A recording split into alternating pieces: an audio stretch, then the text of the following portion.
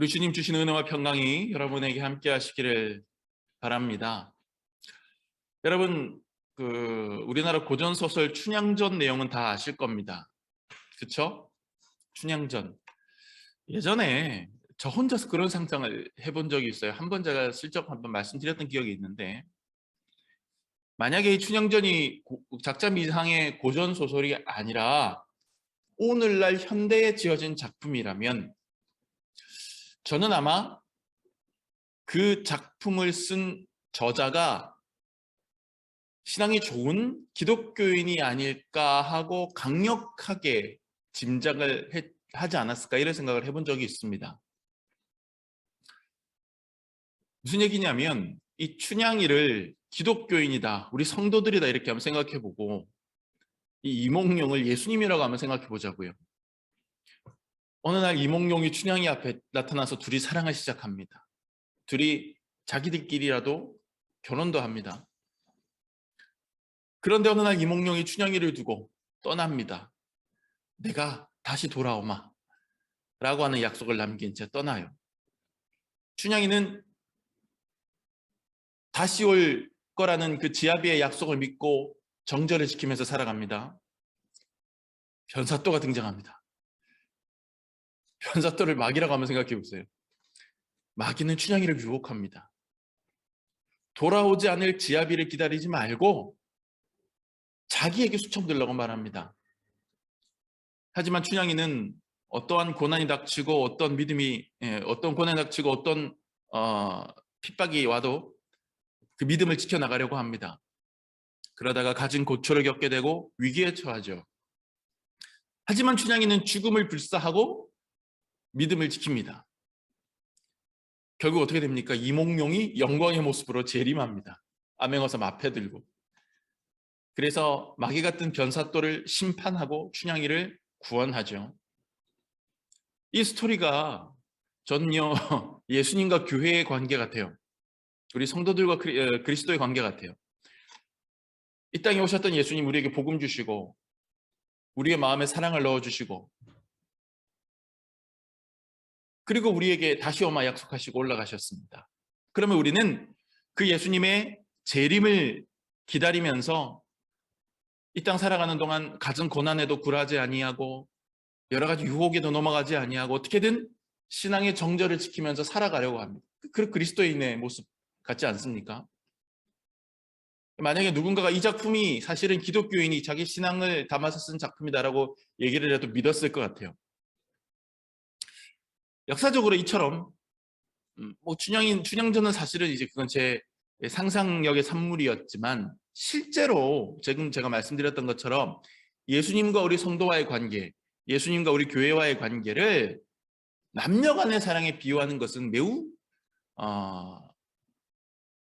어색하지 않은, 또 종종 사용되는 그런 전통적인 비유 방법이었습니다. 성경과 교회에 다 나와요. 교회사에 다 나와요. 뭐 성 버나드라든지 우리 감리교회 초창기 한국 감리교회 이용도 목사라든지 이런 분들 속에서 흔적을 발견할 수 있고, 또 성경을 통해서도 그런 게 나타나요. 예수님께서 열처녀 비유 이런 거 하셨거든요. 그래서 신랑과 신부의 결혼식 때 신랑을 기다리는 신부와 그 신부의 들러리 10명이 신랑을 간절하게 기다리는 그런 스토리. 여기서 이제 신랑은 예수님이고 신랑을 기다리는 신부와 그 10명의 들러리들은 교회와 성도들을 상징하는 것이죠. 그런 식으로 예수님도 비유를 하셨습니다. 그리고 오늘 우리는 구약 성경의 아가서를 읽었습니다.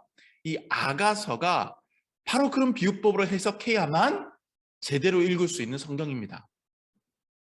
여러분, 아무 사전의 힌트 없이 여러분들 아가서를 읽어라 그러면 처음 이제 막 신앙생활을 시작한 사람들에게 아가서를 읽어라 그러면 좀 당혹스러울 거예요.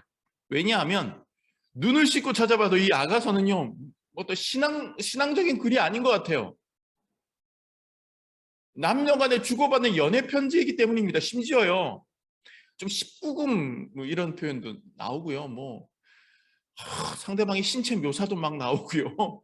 예, 이게 약간 좀 얼굴 붉어지는 좀 그런 민망한 그런 표현까지 나오는 그런 로맨스 저작물입니다. 여기에서 남자 주인공은 솔로몬 임금이거든요. 다윗의 아들 솔로몬 왕.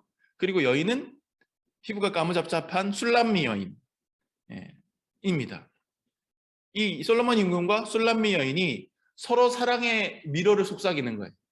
먹이고 받고 먹이고 받고.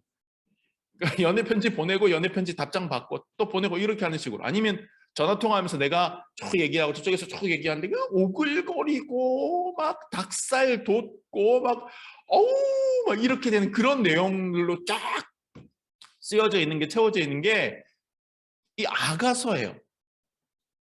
아가서가 그런 내용입니다.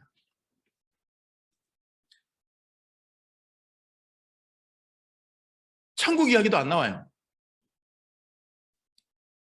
복음? 안 나옵니다. 구원 이야기도 안 나옵니다. 여호와 하나님 이름이 딱 한 번 나오긴 해요. 딱 한 번 나오긴 하는데 그것도 직접적인 언급이 아닙니다. 우리의 사랑이 너무 강렬해서 여호와의 불길 같을 정도로 강렬하다.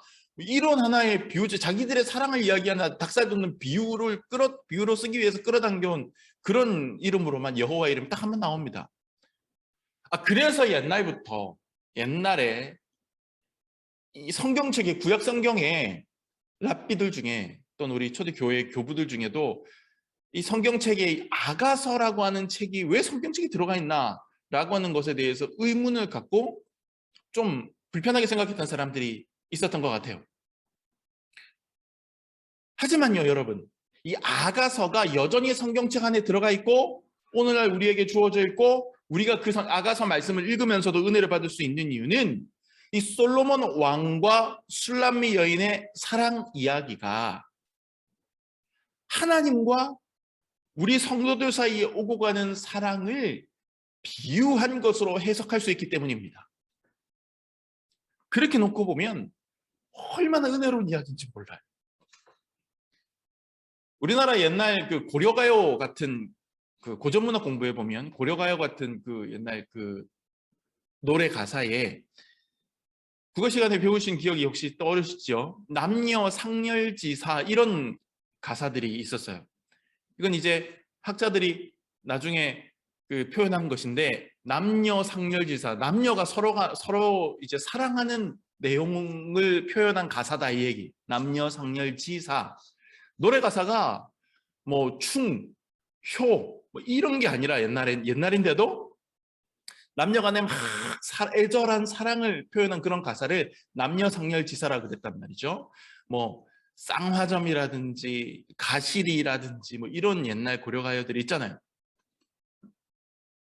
오늘 우리가 읽은 아가서 말씀도 남녀상렬지사에 해당하는 그런 고대 노래 가사로 해석할 수 있어요. 그러나 저는 한 걸음 더 나아가서 오늘 우리가 읽은 본문 말씀처럼 오늘의 이 이야기는 단순히 남녀상렬지사로 읽을 것이 아니라 신인상렬지사로 읽으면 어떨까 이런 생각을 해봅니다. 그래서 설교 제목을 그렇게 붙여봤어요.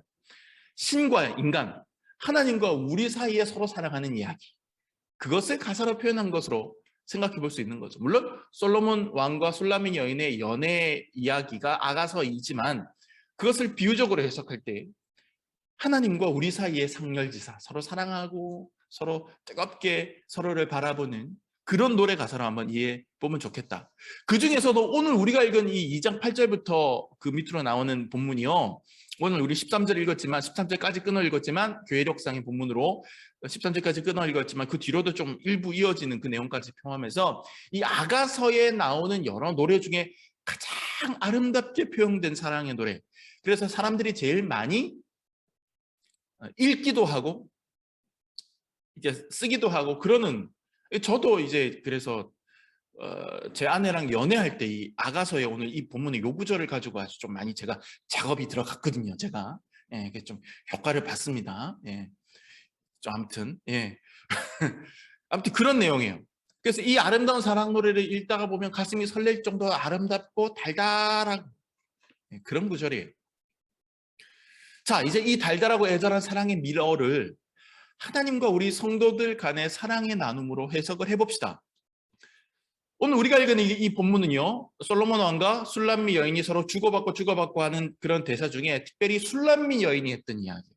하지만 술람미 여인이 했던 이야기지만 앞부분에 8절 9절은 술람미 여인이 자기가 하는 이야기고 뒤에 10절부터는 술람미 여인이 하는 이야기지만 나를 찾아온 사랑하는 그분, 솔로몬 왕이죠. 솔로몬 왕이 나에게 이렇게 얘기해 주었다라고 얘기하는 내용이기 때문에 그 속 내용은 솔로몬 왕이 하는 얘기죠.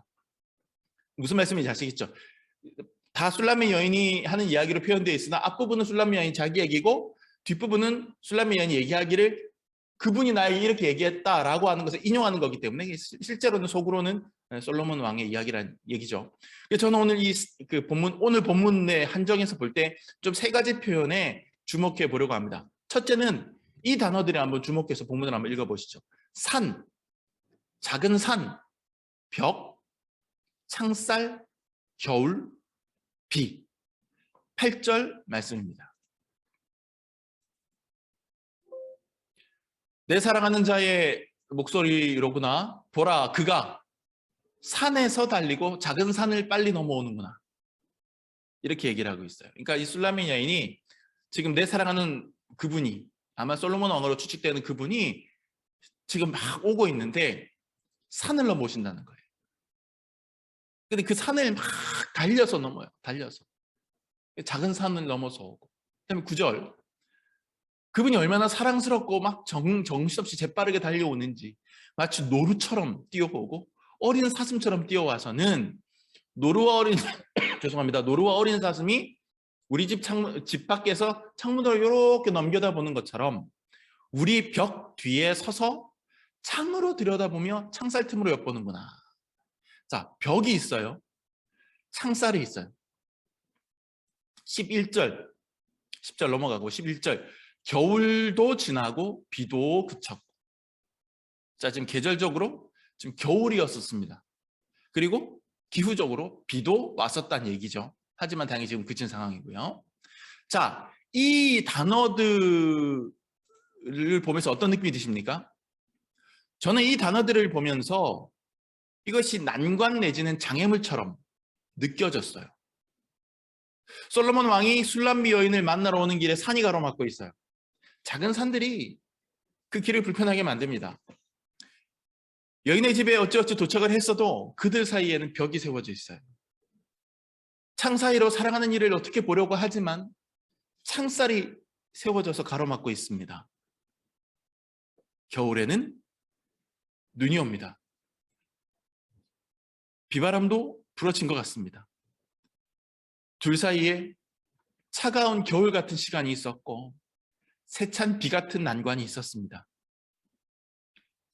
춘향이와 이몽룡 사이에 신분의 차이가 있고 한양과 남원이라고 하는 물리적 거리가 있고 변사또라고 하는 유혹과 위협이 있었던 것처럼 솔로몬과 술람미 여인 사이에도 무엇인지 알 수 없지만 서로 간에 거리가 있고 가로막고 있는 산들이 있고 벽들이 있고 창살이 있고 눈보라치는 겨울 같은 시간이 있고 비바람치는 그런 어려움이 있는 거죠.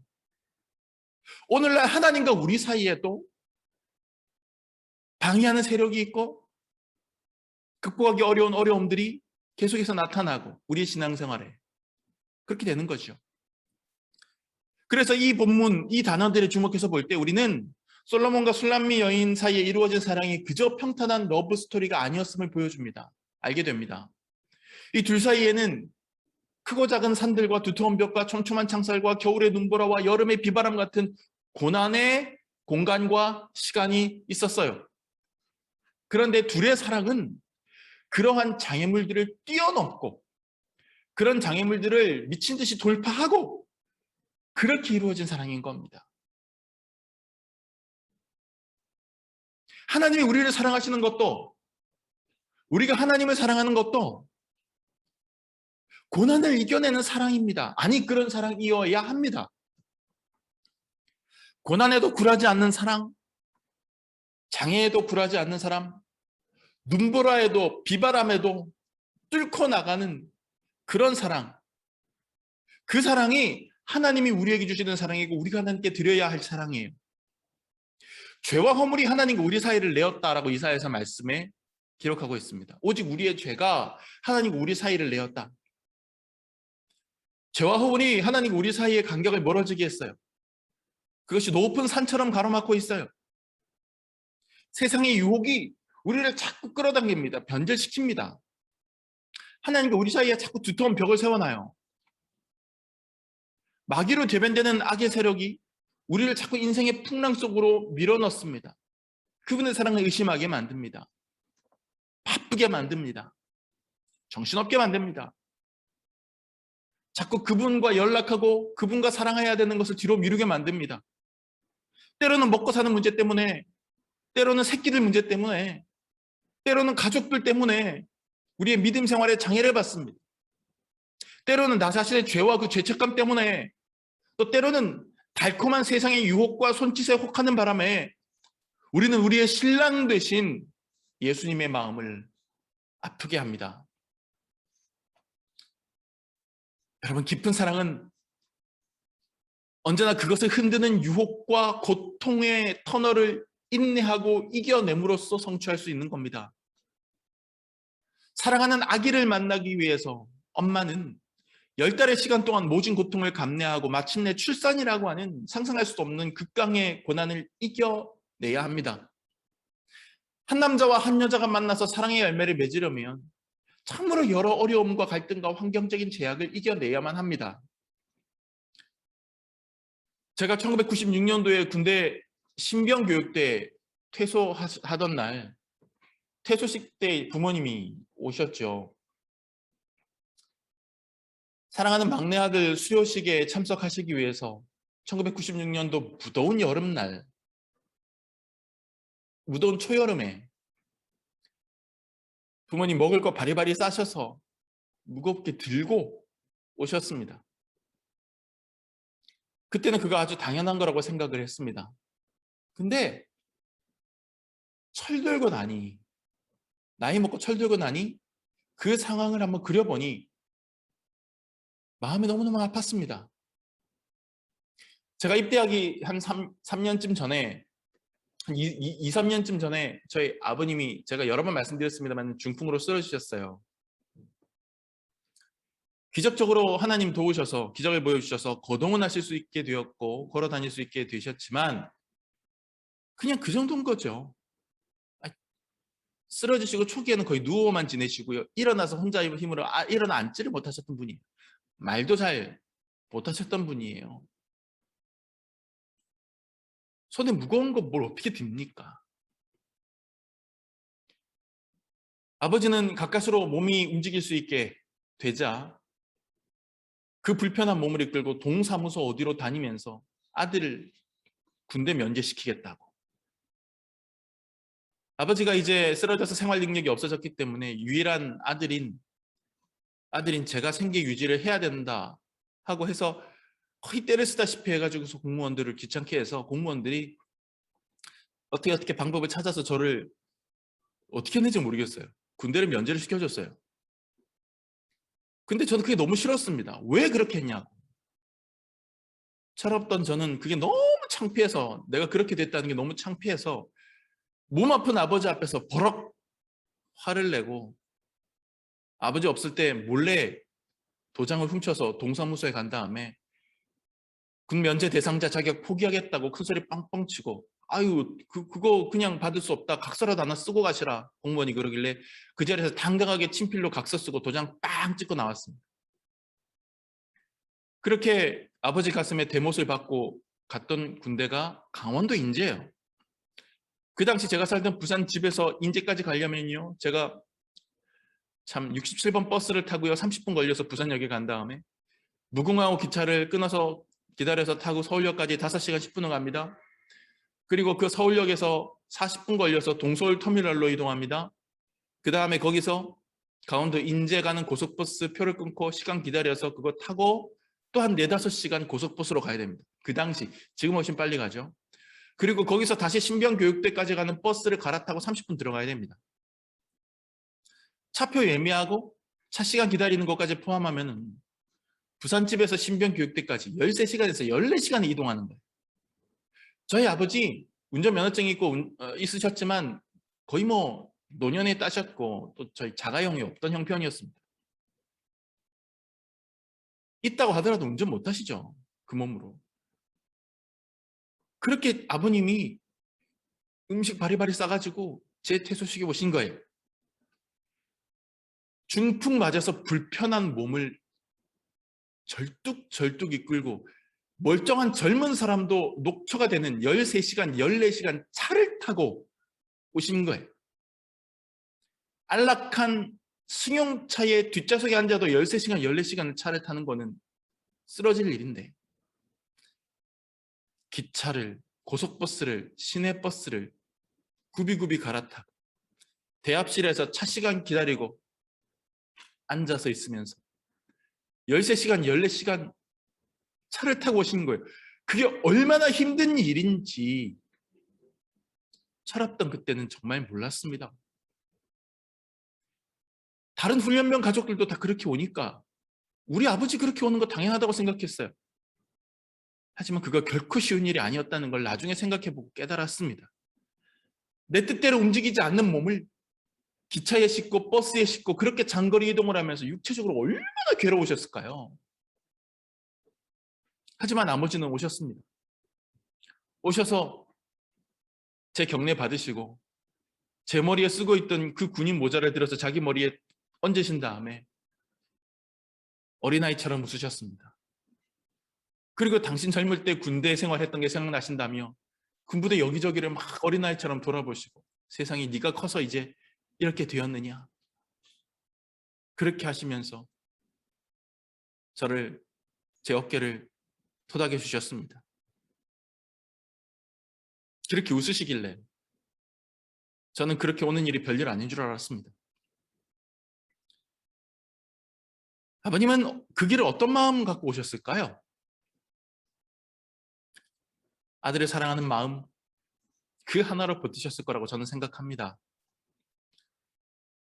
당신 가슴에 대못을 받고 고약하게 승질 부리면서 떠난 아들 얼굴 한번 보겠다고 그 아픈 몸으로 그 먼 거리를 오신 아버지는 오직 아들을 향한 사랑 하나 때문에 그 모든 고난을, 그 어려움을 다 겪어내고 오신 거란 말이죠.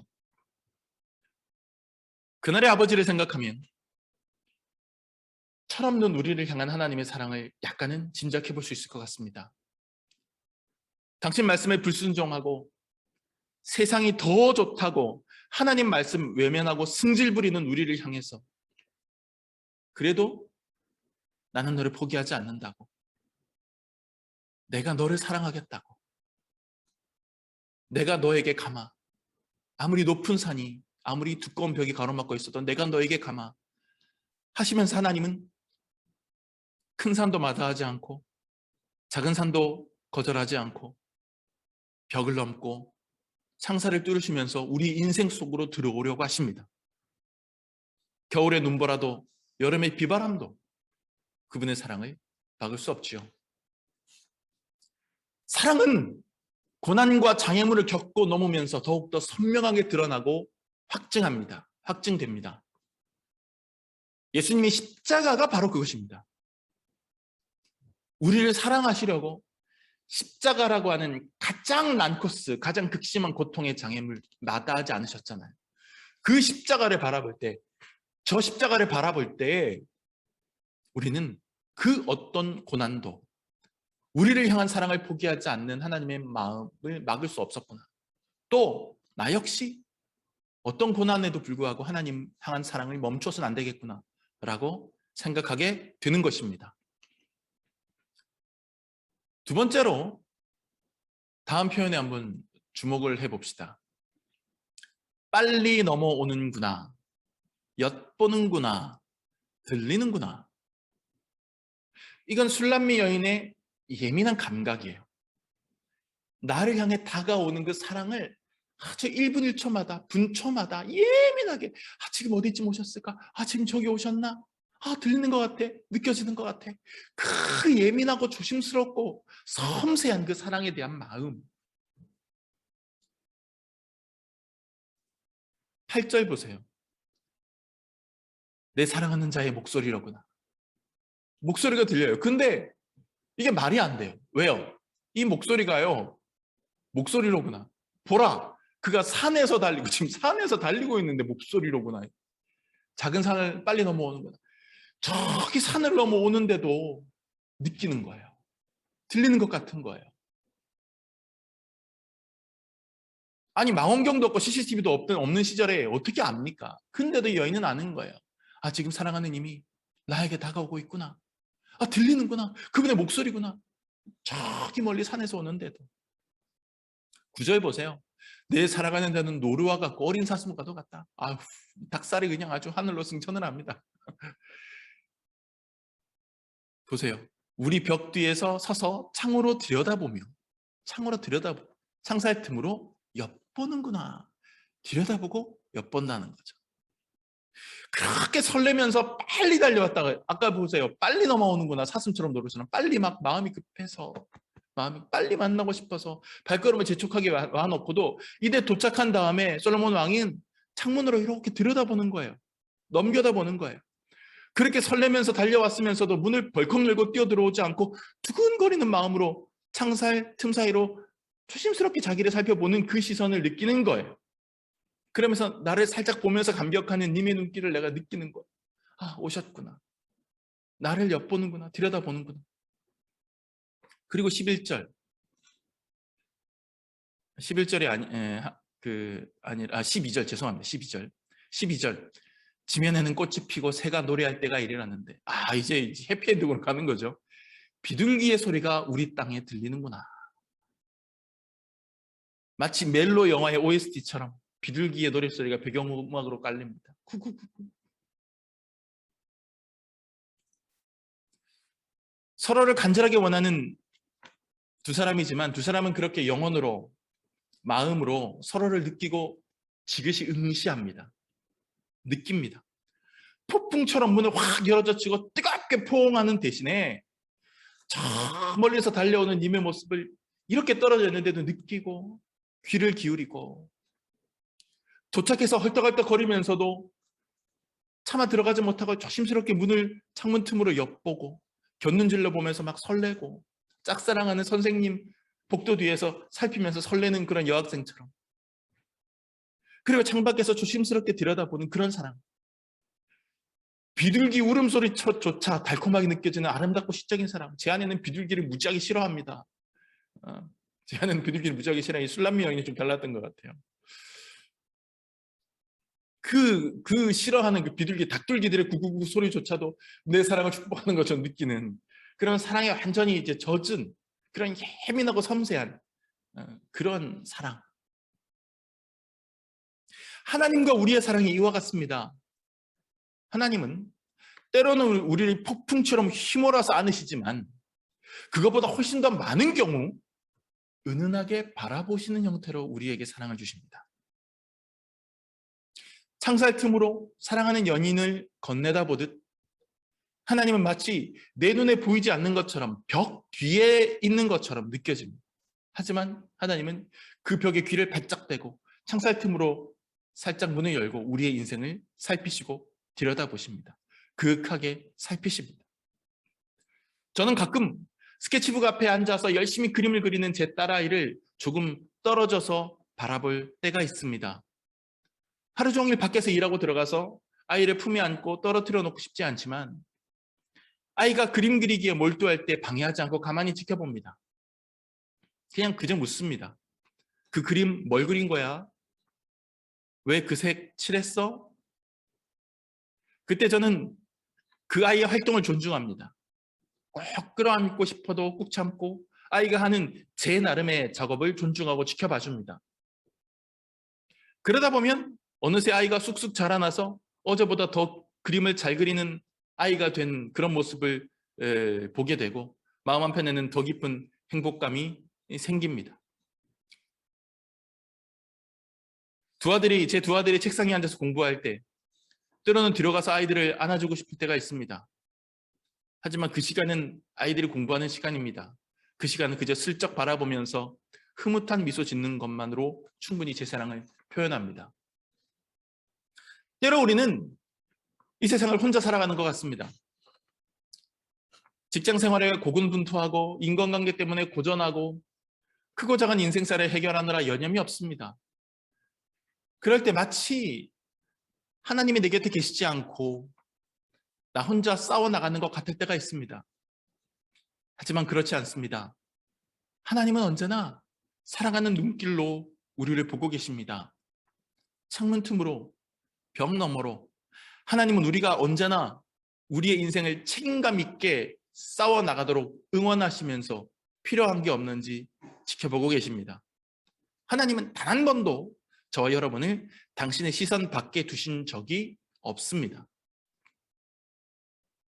만약 우리가 오늘 본문에 나오는 술람미 여인처럼 우리 주님을 참으로 사랑한다고 한다면, 우리 주님이 우리를 사랑하시듯 우리도 주님 사랑한다면, 우리는 주님이 내 주위에 어느 산을 넘고 계시는지, 지금 내 인생 어느 벽에 귀를 갖다 대고 내 소리 듣고 계시는지, 또 내 인생 시간 어느 틈에 창문 너머로 빙긋 웃으며 살펴보고 계시는지 느낄 수 있을 겁니다. 이 술람미 여인처럼 말이죠. 우리가 주님의 그 시선을 느끼지 못하는 것은 어쩌면 우리가 그분을 충분히 사랑하지 않고 있기 때문인지도 모릅니다. 그래서 그분의 숨소리를 듣지 못하고, 그분의 체온을 느끼지 못하고, 그분의 속삭임을 듣지 못하는지도 모릅니다. 만약 우리가 주님을 정말 사랑한다면 그분이 지금 벽에 가려서 눈에 보이지 않더라도 거기 서서 나를 살펴보고 계심을 느끼고 감사하게 될 것입니다. 그렇게 되면 내 인생을 어지럽히는 저 시끄러운 삶의 소음조차 주님의 사랑으로 노래 부르는 부드러운 비둘기의 노랫소리였음을 깨닫게 될 겁니다. 지금 내 인생의 벽 뒤에서, 창문 밖에서 단 한순간도 나를 놓치지 않고 바라보시는 주님의 시선을 느끼시기 바랍니다. 마지막 세 번째, 이 문장에 주목하고자 합니다. 10절 말씀입니다. 나의 사랑하는 자가 내게 말하여 이르기를, 나의 사랑, 내 어여쁜 자야, 일어나서 함께 가자. 야, 정말 닭살 돋는 멘트 아닙니까? 나의 사랑, 나의 어여쁜 자야, 일어나서 함께 가자. 내가 너 데리러 왔다. 12절 보세요. 이제 겨울도 지나고 비도 그쳤습니다. 고통이 지나갔습니다. 지면에는 꽃이 폈습니다. 이제 새가 노래할 때가 이르러서 비둘기 소리가 우리 땅에 들립니다. 그러자 13절에 뭡니까? 무화과 나무에 푸른 열매가 익었습니다. 이제 때가 됐다는 거예요. 막 주변이 이제 꽃가루가 휘날리는 거예요.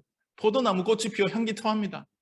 그 배경 속에서, 기가 막힌 그 배경 속에서 한마디 탁 하죠. 나의 사랑, 나의 어여쁜 자야, 일어나서 함께 가자. 프로포즈죠. 프로포즈 아닙니까? 결정적인 프로포즈입니다. 기다림의 시간은 끝났습니다. 이제 때가 됐습니다. 꽃이 피고 새가 오는 계절이에요. 무화과나무에 열매가 있고요. 포도나무는 향기로운 꽃을 피웁니다. 모든 게 기가 막히게 배경 설정이 됐어요. 하이라이트가 터집니다. 신랑이 프로포즈를 합니다. 내 사랑, 내 어여쁜 자야, 내 손을 잡거라. 이제 일어나서 함께 가자. 하나님의 프로포즈를 받을 때 여러분 어떻게 하시겠어요? 뭐 괜히 튕겨본다고 좀 생각 좀 해보고 답을 줄게요, 그러시겠습니까? 어사또가 돼서 춘향이를 찾아온 이몽룡이 춘향아, 이제 때가 됐다. 그동안 고생 많았다. 이제 일어나라. 나와 함께 하자라고 하면 시큰둥한 반응 보일까요? 춘향이가 연인이 케이크 안에 반지를 넣어서 멋지게 선물해서 이 케이크를 먹다 보면 입안에서 뭐가 쏙 나오겠지. 어머, 이게 뭐야? 나와 결혼해 주겠소? 머릿속에 그런 생각을 하고 막 케이크 안에 막 어떻게 해가지고 반지를 집어넣는데 상대 연인이 케이크에 환장한 사람이라서 반지는 거들떠도 안 보고 케이크만 헛지겁 먹고 가버리는 걸 여러분 상상할 수 있습니까? 지금 순간적으로 떠오르는 사람이 좀 있기는 해요. 아니 뭐 그 정도로 먹을 걸 환장한 사람이 살짝 머릿속에 떠오르는 사람이 있긴 한데, 아무리 그래도 설마 그럴 리야 있겠습니까? 그러면 안 되잖아요. 여러분, 하나님은 늘 우리에게 프로포즈 하십니다. 십자가에서 흘리신 붉은 피로 장미 꽃다발을 만들어서 내미시면서 우리를 당신의 나라에 신부로 초대하십니다. 여러분 어떻게 하시겠습니까? 교회는 주님의 신부입니다. 성도는 주님의 사랑입니다. 사랑하는 아무개야. 나의 어여쁜 자야, 일어나라. 함께 가자. 주님은 지금도 우리에게 손을 내미시면서 프로포즈 하십니다. 아름다운 구원의 자리로, 천국과 영생의 행복으로 일어나서 함께 가자고 손 내미시는 주님의 프로포즈를 절대로 거절하지 않는 저와 여러분 되시길 바랍니다. 사랑하는 여러분, 신앙생활이라고 하는 거 너무 딱딱하고 무미건조한 숙제하는 것처럼 생각하지 마십시오. 하나님과 알콩달콩 연애하고 서로 사귀는 거라고 생각하면 좋을 것 같습니다. 남녀상렬지사, 아니 신인상렬지사가 하나님과 우리가 함께 불러야 될 아가서의 내용입니다. 무시무시한 하늘 위의 제왕이 아니라 우리를 설레게 하는 찐 사랑꾼이 하나님이에요. 예수님이에요. 성령님이에요. 오늘 우리가 읽은 솔로몬과 술람미 여인처럼 우리 주님도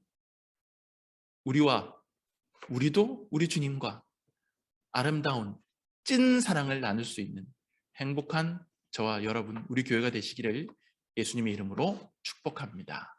기도합시다.